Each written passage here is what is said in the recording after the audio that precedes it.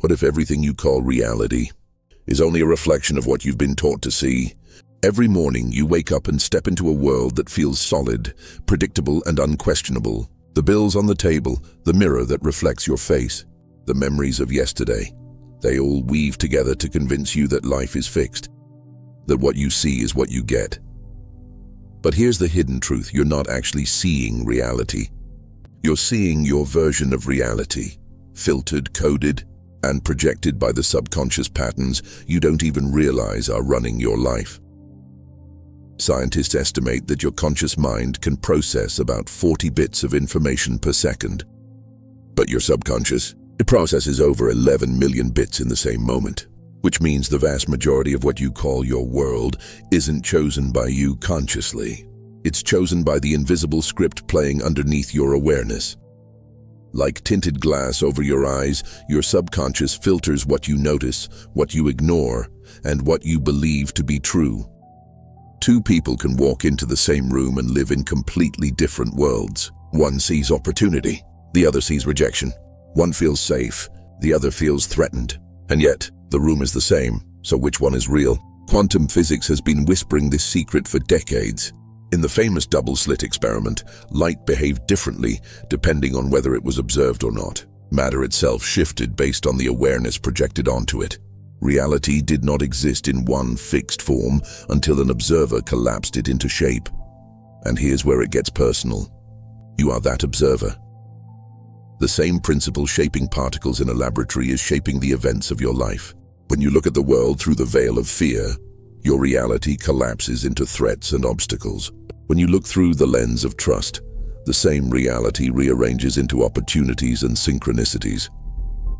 Think back to a moment in your life when you were certain something would go wrong. Maybe it was a relationship you felt unworthy of, or a chance you believed was out of reach. Notice how quickly you found evidence to confirm your fear, and then remember a time when you were filled with faith, when you knew something was meant for you. Notice how the world seemed to open, almost conspiring in your favor. The outer world didn't change. You changed, and your perception collapsed possibility into a different outcome. Here's the shift most people never make. Reality is not happening to you. It is happening through you. The veil of ordinary reality is the illusion that life is solid, fixed, and beyond your control. But once you lift that veil, you see that life is malleable, responsive, alive. You begin to realize that you are not a passive character in a predetermined story. You are the author, pen in hand, shaping the narrative with every thought, every emotion, every act of focus. So the question isn't, what is reality? The question is, which version of reality are you ready to awaken to? You have been taught to see the world as solid, fixed, unchangeable. But beneath the surface of every table, every wall, every body, there is nothing solid at all. Only vibration, only frequency, only a field of possibility waiting to be shaped. This is the paradox. You live in a universe that appears material, yet it is made of something immaterial, information carried on waves of energy. The deeper science looked, the less it found matter. At the smallest scale, particles vanish into probabilities, appearing only when observed. The physicists called it the observer effect, but mystics have whispered it for thousands of years. Consciousness is the sculptor of reality. Imagine standing before an invisible ocean, one without water, but alive with patterns, codes, and currents. This ocean is the quantum field, and whether you know it or not, you are speaking to it every moment of your life. Not with words, not with effort, but with your frequency, your emotions, your thoughts, your inner state of coherence. Here's the truth. The universe does not hear what you say. It feels what you are. Anger, fear, and resentment broadcast one pattern into the field. Gratitude, joy, and love broadcast another. And the field mirrors it back, not as reward or punishment, but as resonance. Like a tuning fork vibrating in sympathy, your reality rearranges to match your state. Two people walk into the same storm. One sees disaster, the other sees renewal. Same external event, different internal frequency, and so two different realities unfold. The quantum field does not favor either. It simply responds. Think about your own life. How many times have you replayed the same circumstance over and over like a film on repeat? A broken relationship in different forms. A financial struggle that returns no matter how hard you push. These are not coincidences, they are reflections. The field is showing you the frequency you have been transmitting unconsciously, and yet, here lies your freedom. You can change the broadcast. The moment you shift your inner state, the language you speak to the field transforms. When you choose gratitude instead of lack, when you breathe coherence into your heart instead of chaos into your mind, you alter the very blueprint that reality responds to. Joe Dispenza says, "You don't get what you want, you get who you are." Who you are, energetically, emotionally, consciously, is the transmission. And reality is simply the echo. So what if you began treating your emotions as sacred syllables in a cosmic language? What if every breath of love, every moment of trust was not a personal indulgence but a universal command? The field is always listening. The question is, what song are you singing into it? This is the shift. You are no longer a victim of a fixed reality. You are a participant in a responsive field. When you change the signal, the field must reorganize. Reality cannot help but follow, because the language of the quantum field is not spoken with the tongue. It is spoken with the soul. You believe you are living life through choice. But what if most of what you call choice is only repetition? What if your future is being scripted, not by your conscious will, but by a silent program running beneath your awareness? This is the paradox. Your conscious mind sets goals, dreams, and desires. But it is your subconscious mind that broadcasts the signal into the quantum field. And the field does not respond to what you say you want. It responds to what you are wired to expect. Think of your subconscious as the operating system of your reality. By the age of 7, psychologists tell us nearly 95% of your mental patterns are already installed. Emotional imprints from your family, beliefs absorbed from culture, traumas etched into memory. These become the invisible code that dictates your frequency. A child who grows up hearing "money is scarce" does not need to repeat the phrase as an adult. The belief has already been programmed, so every financial opportunity that arises is filtered through the subconscious lens of lack. The field mirrors it back as struggle, delay, insufficiency, and so the code sustains itself. Two people can experience the same external event, let's say the loss of a job. One interprets it as proof of failure, spiraling into shame. The other interprets it as an opening, an invitation to step into alignment with purpose. Both encounter the same reality, but their subconscious programs translate it differently. And because the quantum field responds to the signal, their futures split into two entirely different timelines. Here is the uncomfortable truth. You cannot manifest a reality that contradicts your subconscious identity. You may affirm abundance, but if your subconscious code is scarcity, the signal remains incoherent. You may visualize love, but if your subconscious story is "I am unworthy," the field can only reflect rejection or distance. Bob Proctor once said, "The subconscious mind will accept anything you give it, but it is the conscious mind's responsibility to decide what to plant." Most of us never choose. We recycle, we replay, we repeat, and so the code runs unchallenged. But here lies your liberation. The subconscious is not a prison, it is a blueprint, and blueprints can be rewritten. Through meditation, repetition, emotional healing, and awareness, you begin to update the script. You interrupt the old narrative and install a new one. You breathe coherence into the places where chaos once ruled.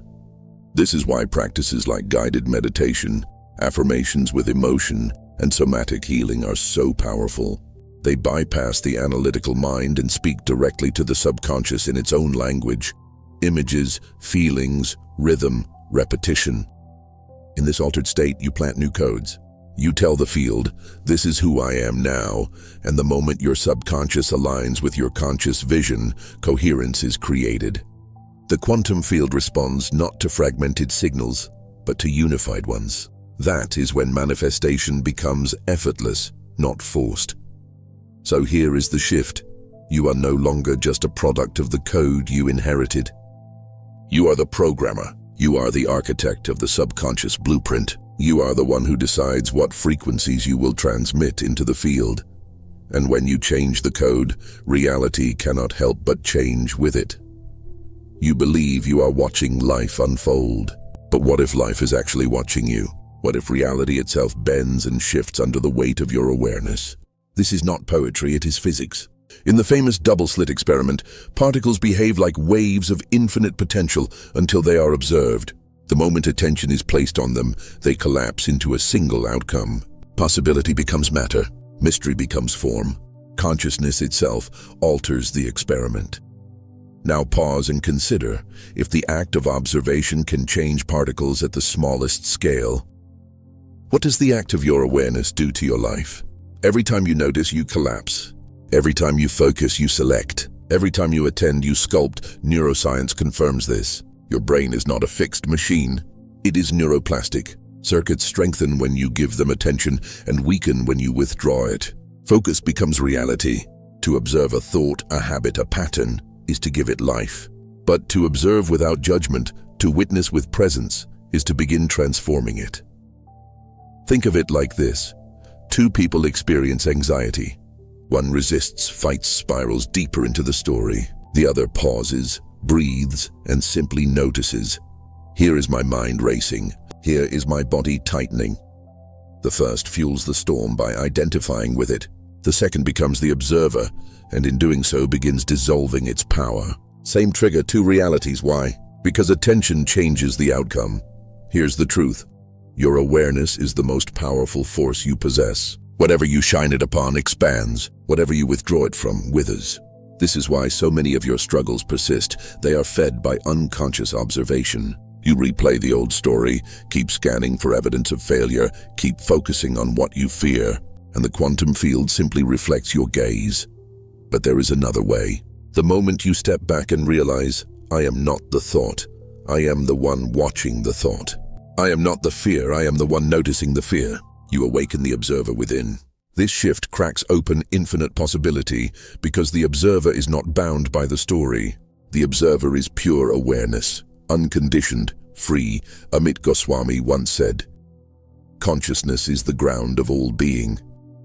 Not the body, not the brain, consciousness itself. And when you remember this, you stop identifying with the limitations of form, and you begin living as the one who directs it. So what if you began treating your awareness as the steering wheel of your reality?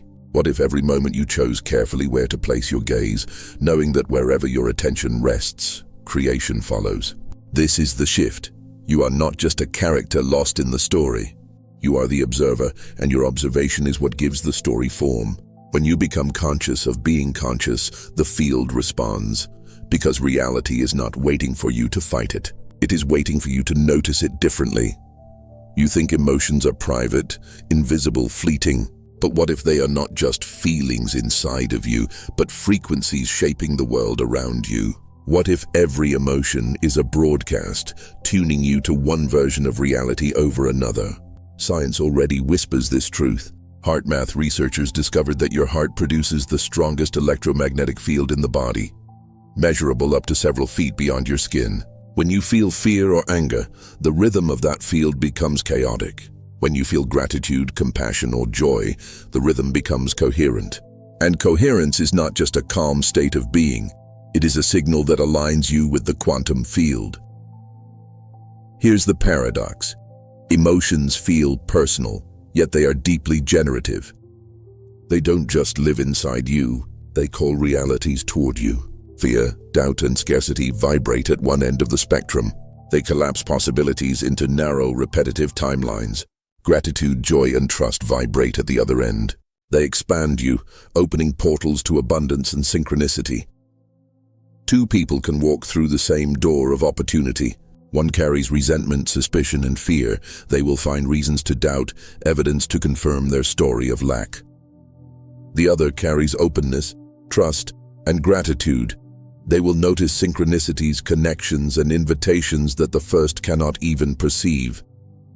Same door, two different realities, because their emotional frequencies are tuning forks to different worlds. Joe Dispenza often says, an elevated emotion combined with a clear intention is the formula for creation. The thought sets the blueprint, but the emotion charges it. Without emotion, intention is flat. With emotion, intention becomes magnetic. It broadcasts to the field, "This is who I am. This is the reality I choose." Think of your emotions as colors on a spectrum. Fear paints your canvas gray, closing the horizon. Anger paints it red, reactive and sharp. Gratitude paints it gold, opening light in every direction. The field does not judge the color you choose, it simply reflects it back to you. But here is the hidden power. Emotions are not fixed states. They are frequencies you can tune, like dials on a radio. You are not condemned to live forever in the channel of fear or scarcity. Through awareness, breath, and practice, you can shift your inner broadcast. Every moment you choose a higher frequency, you choose a higher timeline. Imagine pausing in the middle of stress to breathe coherence into your heart. Imagine noticing the panic rising, then deliberately choosing gratitude for the breath in your lungs, for the chance to be here now. In that simple shift, your frequency changes, and when your frequency changes, your reality cannot remain the same. Here is the truth. Your emotions are not weaknesses to be hidden. They are instruments of creation. They are the language your soul uses to speak to the quantum field. So here is the shift. You are no longer at the mercy of what you feel. You are the master tuner, the one who decides which station you broadcast to the universe, because every emotion is a doorway. And the moment you choose gratitude, joy, or trust, you step into a reality that was always waiting for you. You say you want to change your life. But here is the paradox. You cannot step into a new reality while clinging to the self that created the old one. Manifestation is not about adding, it is about dissolving. It is not the birth of the new without the death of the old. Your identity is not fixed. It is a story, a collection of thoughts you repeated so often they hardened into truth. I am not good enough. I am unlucky. I always struggle. These are not who you are. They are simply masks you put on, roles you played, programs you inherited, and yet the quantum field responds to them as if they are real. Because the field does not judge, it mirrors. Two people can attempt the same dream. One holds tightly to their old identity. I'm not worthy of success. I'm not the kind of person who thrives. The other chooses to release that identity, to say that was me, but it is not me anymore. One finds doors closing, the other finds pathways appearing. The difference is not luck, it is identity. Joe Dispenza teaches, to change your personal reality, you must change your personality. Not personality in the shallow sense of traits, but the deeper identity you live from, the silent assumptions about who you are and what you deserve. If you keep broadcasting the signal of the old self, the field can only echo it back. So here is the truth. Breaking free from your old identity will feel like death. Because in a way it is. The nervous system clings to what is familiar, even if it is painful. The subconscious prefers the comfort of repetition to the risk of expansion. This is why transformation is not just mental, it is emotional. It requires grief, letting go, a willingness to step naked into the unknown. Think about it. The caterpillar does not negotiate with its cocoon. It dissolves into nothing before it is reborn as a butterfly. In the same way, you cannot carry your old patterns into your new life. You must be willing to melt, to surrender, to allow the old self to disintegrate. Only then does the new self emerge, not created, but revealed. Here is the practical doorway. Notice the moments when the old identity speaks. I can't, I'm not ready. I've failed before. Instead of fighting these thoughts, observe them. See them for what they are, echoes of an outdated self, and then breathe into the new. Whisper to yourself, that story is not mine anymore. I choose again. It will feel unfamiliar at first. Your body will resist, but with every repetition, with every act of courage aligned to the new identity, you reprogram the code. Slowly, the quantum field begins to reflect a different signal. One of coherence, one of truth, one of freedom. This is the shift. Manifestation is not about becoming something you are not. It is about shedding who you never truly were. When the old identity falls away, what remains is your authentic frequency, and that frequency is the only one the universe has been waiting for. Because the moment you let the old self die, the new self doesn't just appear, it was always here, waiting for you to finally step into it. You have always been broadcasting, but what if most of your signals were never chosen? What if they were installed long ago, codes you didn't write yet still live by? The subconscious mind is the hidden scriptwriter of your life. It whispers your identity, repeats your story, projects your expectations. And the quantum field does not respond to what you wish for. It responds to what you are coded to believe. This is why desire without alignment often feels like struggle. You cannot speak abundance in words while your subconscious still chants scarcity in silence. But here is the miracle. Codes can be rewritten. You can realign the program. You can teach your subconscious a new language, and when you do, the field must mirror it. Neuroscience confirms this. Studies show that when you vividly imagine an experience, your brain fires the same circuits as if you were living it. To the subconscious, imagination and reality are indistinguishable. This is why visualization and emotional rehearsal are not wishful thinking. They are conscious reprogramming.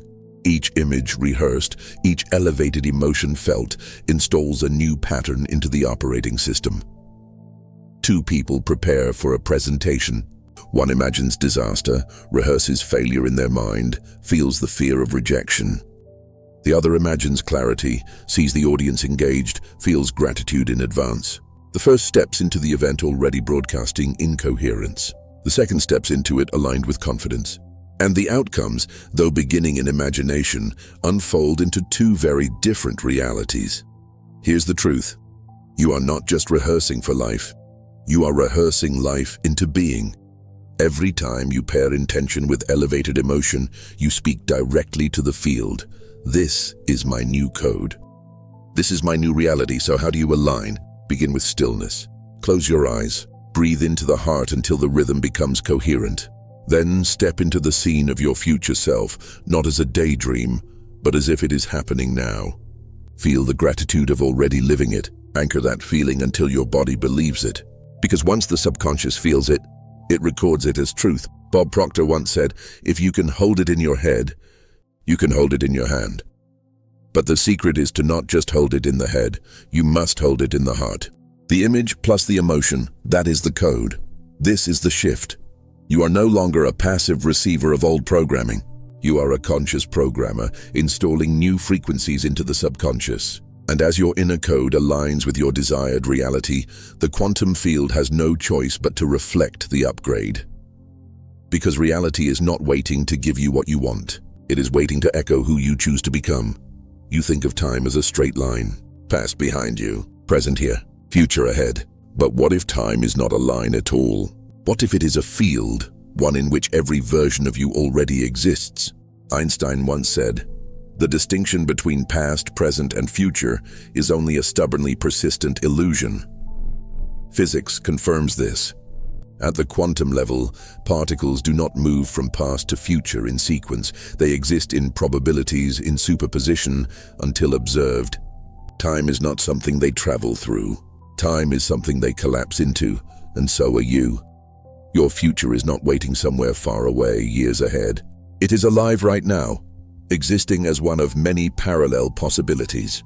The version of you who already lives in abundance, love, health, or peace, that self is not a fantasy. It is a frequency vibrating in the field, waiting for you to tune into it. Here is the paradox. You cannot reach your future by chasing it. The more you try to get there, the more you reinforce the signal of lack. The signal that says, it is not here yet. And the quantum field, like a mirror, reflects exactly that. Two people set the same intention. One prays from desperation. Please, one day, let this happen. The other breathes into gratitude as if it has already arrived. The first collapses time into waiting. The second collapses time into now. And though both are asking for the same thing, their realities unfold in opposite directions. Joe Dispenza teaches that to manifest, you must merge the future self with the present self. That means feeling, acting, and living as if the reality you desire is already real. Not pretending, but embodying. Because when your nervous system records the gratitude, the joy, the coherence of already having it, your subconscious does not know the difference. It broadcasts the frequency now, and the field must match it now. Imagine stepping into your day as the person who has already shifted timelines. Imagine walking with the posture of confidence, speaking with the tone of abundance, breathing with the ease of love fulfilled. Each act is not performance, it is alignment. Each choice is not waiting, it is collapsing time. Here's the truth: time bends to identity. The old self says, one day I will be. The new self says, I already am. And the moment you embody I am, reality begins reorganizing to prove you right. So what if you stopped measuring distance between where you are and where you want to be? What if you realized that the distance itself is the illusion? The version of you who already has it is not far, it is adjacent, parallel, available in this very moment. This is the shift. Manifestation is not about forcing the future to arrive. It is about remembering that the future is already here, waiting for you to step into its frequency. Because when you collapse time, you collapse the illusion of waiting, and you awaken to the truth that everything you seek is already now. You have spent your life searching for proof that you are worthy, proof that the universe hears you, proof that manifestation is real. But here is the paradox: the proof only arrives after you stop waiting for it. The double-slit experiment revealed that particles become matter only when observed. Consciousness collapses possibility into form. And so it is with your life. You are not waiting for reality to prove itself to you. You are the observer, and your observation is what gives it form. Here is the shift. You are no longer a seeker of reality. You are the creator of it. Two people walk into the same day. One scans the world for evidence of failure, for reasons to doubt, for confirmation of lack. And so they find it. The other walks with certainty, broadcasting the frequency of trust, gratitude, and alignment. And so the world bends to meet them. Reality is not objective. It is a mirror, reflecting the vibration you carry into it. Joe Dispenza says, when you believe in your future more than you remember your past, you are in the present moment. The creator does not wait to see results before feeling alignment. The creator feels alignment first, and the results appear as echoes. Think about your own life. How many times have you hesitated, waiting for circumstances to change before allowing yourself to feel joy, abundance, or peace? That waiting has been the delay. Because the universe does not give you what you are waiting for. It gives you what you are being. Here's the truth. To walk as the creator is not arrogance. It is alignment. It is knowing that the field is responsive, that your frequency is the code, that reality must mirror who you decide to be. You no longer chase. You embody. You no longer beg. You broadcast. You no longer wait. You walk. So what does it look like to live this way? It looks like trusting your intuition when logic hesitates. It looks like stepping into gratitude before the evidence arrives. It looks like moving through your day as if the reality you desire is already here, not pretending, but embodying. Because when you embody, you collapse time. When you embody, you broadcast coherence. When you embody, you become the proof. Bob Proctor once said, "Faith and fear both demand you believe in something you cannot see. The choice is yours. To walk as the creator is to choose faith. Not blind faith, but quantum faith. The certainty that your observation, your frequency, your identity, are the forces that sculpt reality. This is the climax. You stop asking, will it happen? And start declaring, it already is. You stop waiting for permission and start living as proof, because the universe is not testing you. It is echoing you. And when you walk as the creator, every step becomes creation. You began in the field. You will return to the field. But now you no longer see it as distant, mysterious, unreachable. Now, you recognize it as home. The infinite field of possibility, the quantum void that physicists describe. The space where particles exist as probability until consciousness touches them has always been here. You once thought it was outside of you, but now you realize it breathes within you.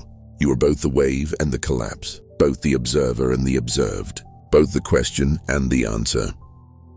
This is the circle completing itself. The return, not as a seeker, but as a creator. Imagine a painter standing before a vast, blank canvas. At first, the emptiness feels overwhelming. Too many choices, too much uncertainty. But the moment the brush touches the surface, form begins to emerge. Creation begins to take shape. Life is no different. The field is your canvas, and your frequency is the brush. Two people stand in the same world. One sees chaos, randomness, accidents. The other sees patterns, synchronicities, invisible threads of order. What changes is not the world itself, but the lens through which it is observed. This is the hidden code, the recognition that the mirror reflects back not punishment, but presence. Amit Goswami called consciousness the ground of being. Joe Dispenza reminds us that the future exists as a potential until you wire it into your nervous system. And you, now awakened, carry both the science and the spirit within you. You no longer need to prove manifestation. You are manifestation. Here is the final surrender. You stop wrestling with the field. You stop doubting whether it works. You trust. You allow. You step into alignment, knowing that the infinite is not waiting to be discovered. It is waiting to be chosen. So as this story closes, you return to the beginning, but with new eyes, with a steady heart, with a code unlocked, because the infinite field is not out there. It is here, it is now, it is you. And when you live from this knowing, every breath is creation, every step is alignment, every moment is eternity collapsing into form. The return to the infinite field is not the end of your journey. It is the beginning of your becoming.